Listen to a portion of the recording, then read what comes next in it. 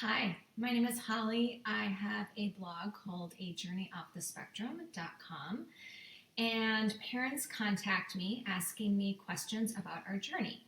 So I have started doing these videos as answering the questions. Now the answers are in my blog, but my blog is lengthy. So today I'm going to be answering how much coconut kefir did you give your daughter? If you haven't read my blog, my daughter Tula was diagnosed on the autism spectrum, and she also had an overgrowth of yeast.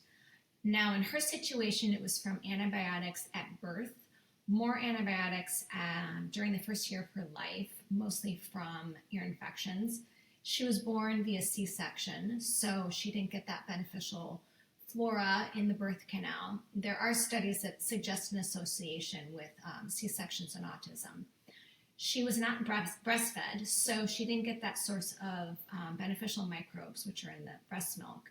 And there's been evidence that has shown children with ASD were less likely to have been breastfed. So there were 3 strikes against her just in the first year of her life. So how much coconut kefir did we give her? Well, we didn't know much about kefir at that time, so we didn't know how powerful it could be. It's a food, right?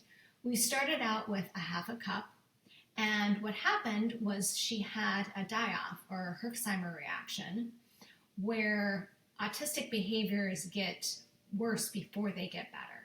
So for her, that was stimming, tantruming, her sensory issues got much worse.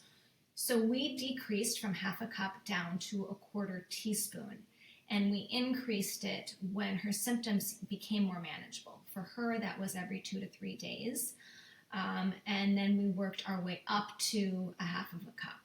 Every child is different. Some will not have die-offs like our daughter did, so you just have to see what works for you. Now, when she was having the die-off, it was important for her to poop. We had lots of conversations about poop in our house.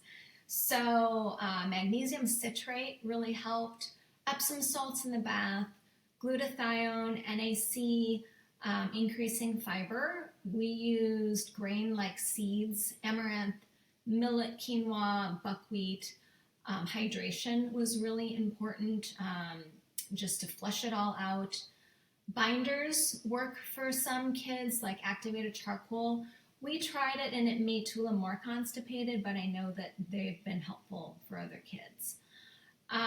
Now, not everybody should be having fermented foods and drinks. If you have SIBO, small intestinal bacterial overgrowth, I talk about that more in my blog, but you'll want to refrain from cultured foods if you have that.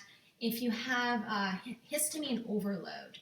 Now, Donna Gates, the founder of Body Ecology, talks about that, and I'll put a link below. But she suggests going off of high histamine foods if it's a problem for about 3 to 4 weeks and repair the gut, and then slowly start reintroducing high histamine foods again. I've also added a link about how to make coconut kefir. So I hope that was helpful. Please continue sending me your questions, and we'll see you soon.